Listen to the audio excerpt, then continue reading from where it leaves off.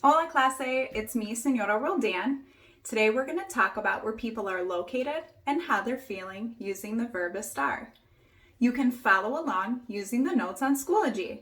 You can find them in the Chapter 2.2 folder. They look a little something like this. The main difference you're going to notice is the ones on Schoology are already filled in. So for part 1, we're going to describe location using the verb estar. Estar means to be, just like ser does. However, estar is used to talk about someone's location and people's emotions or how people are feeling. Another word we can use is someone's condition. Estar is an AR verb. You're going to remove the AR and add the appropriate ending, just like we would conjugate any AR verb, like hablar, bailar. The main difference is estar has an irregular yo form, which is estoy, which we learned first semester. All the forms or conjugations of the verb estar have an accent except for the yo and the nosotros forms. Another important thing to remember that when we talk about someone's location, we're going to use the word en, which means in or at with places.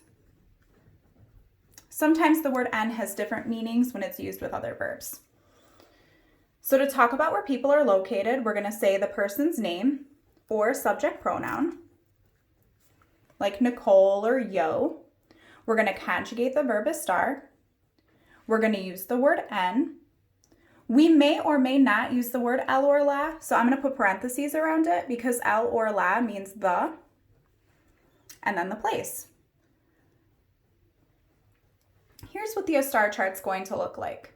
We will use all of these words to talk about where people are located. Before we start, you have to remember what the subject pronouns mean. Yo means I, tú means you informal. Remember, there are 2 U's in Spanish. Usted is you formal, él is he, ella, she. Shouldn't say ellas, it should say ella. Nosotros and nosotras is we, vosotros and vosotras is you all, informal. Ellos and ellas are they, ustedes is you all, formal. Remember that we also have formulas in these boxes, including name y yo, name y tú. For ellos and ellas, we have name y name. And then for ustedes, we have name y usted. Okay, so to conjugate the verb estar in the yo form, it's estoy. It has an irregular yo form. When I say yo estoy, that means I am. For tú, what we're going to do is we're going to remove the AR ending. So we're left with this.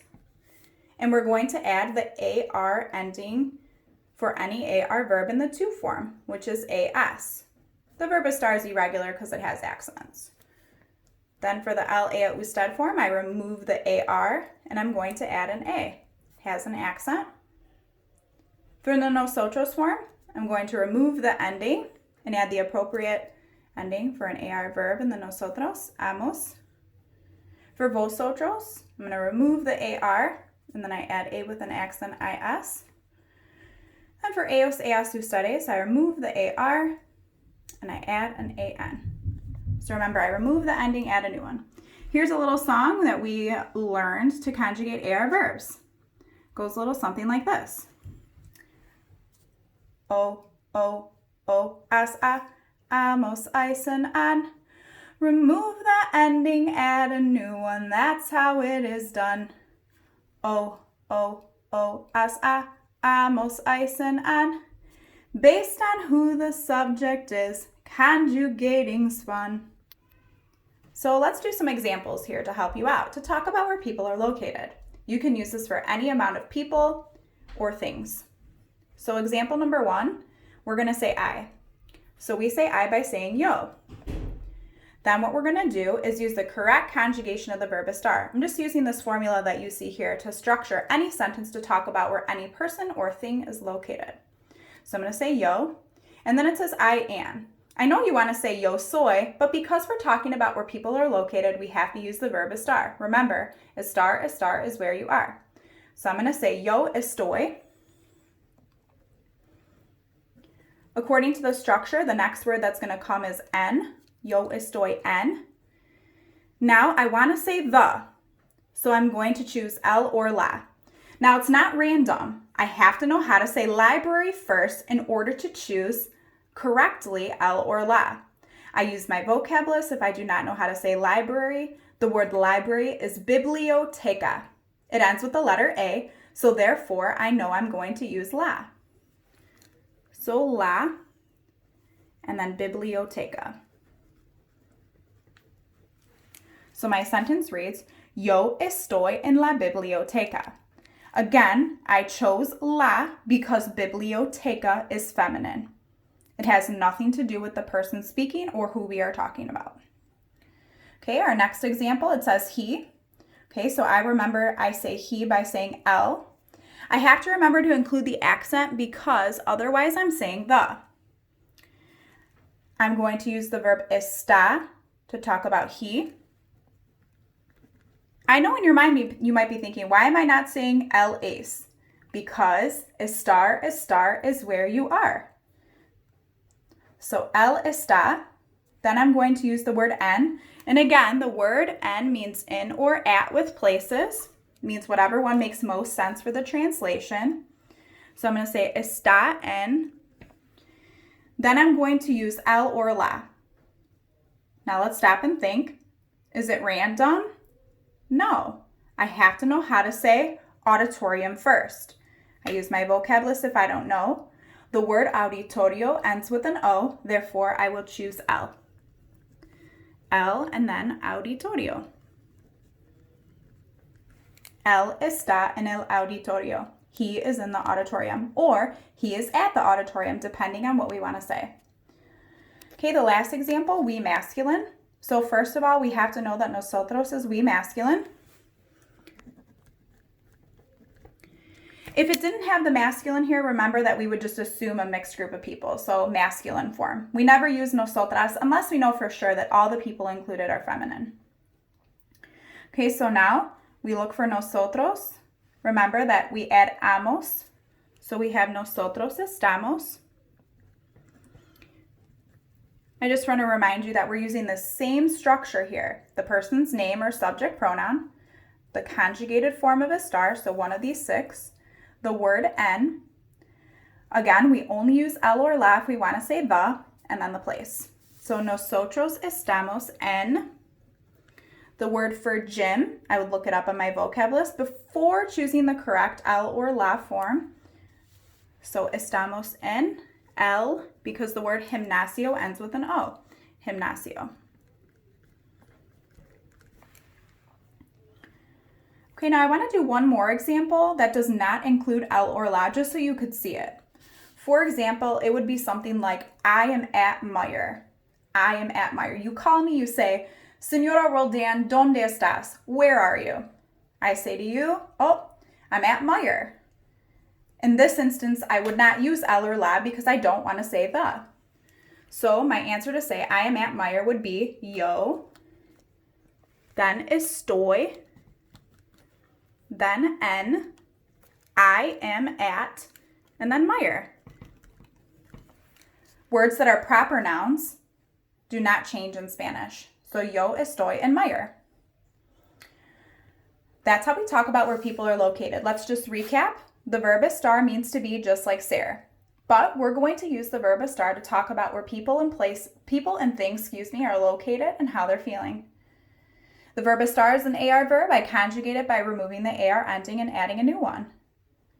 There is some irregularities because there is an irregular yo form, and also because there are accents on these four forms, on the second and third persons. Anytime to talk about where someone is located or a thing is located, we're going to say the name. We're going to use the verb estar, but we're going to use the conjugated form. The word en. El or la may or may not be used, depending if you want to say the, and then the place. Okay, we're going to go to the back now of the notes. If you're following along, there's a question. If I wanted to ask where someone's located, I'd say, ¿Dónde estás? Let's practice that. My turn first. ¿Dónde estás? Now your turn. Good job. To talk about where I'm located, I'm going to say yo estoy en. And then again, that el or la is going to be optional if I'm saying where I'm located. Here's an example. Yo estoy en la biblioteca. I am at the library, or I'm in the library. It means both. We also use the verb estar to talk about how you're feeling. Remember from first semester, here's a little song. Let's practice it. If you want to sing along with me, please feel free. Here we go. Buenos días, ¿cómo estás? ¿Cómo estás? Estoy muy bien. Y tú. Remember, there are two U's in Spanish, both a formal and informal. We just sang the informal version of the song if I'm talking to friends, family members, peers, and children. All right, let's practice the formal version. If I were talking to somebody I would like to show respect, or I'm in a professional setting where people are using the term usted. In Costa Rica, for example, usted is what's used for everybody. The to form is hardly ever used. So each country is going to have its own ways of speaking, and you'll just figure that out when you get there. Okay, so let's try the song again. Feel free to sing along with me. Buenos días, ¿cómo está? ¿Cómo está? Estoy muy bien. Y usted. And this is just a reminder from semester 1 that the word usted is actually an abbreviation of the whole word. It's pronounced the same way, but both forms are acceptable. Okay. So to ask how someone is doing, we have a formal and informal way. We just practiced that. ¿Cómo está usted? Let's practice that. My turn first. ¿Cómo está usted? We also have an informal way. ¿Cómo estás tú? ¿Cómo estás tú? And then you would say yo estoy in any of the emotions. Now, the one thing that we haven't talked about in semester 1 is if we want to talk about how more than one person is feeling. All right. Remember, we have this concept that doesn't exist in English, and that's called noun-adjective agreement.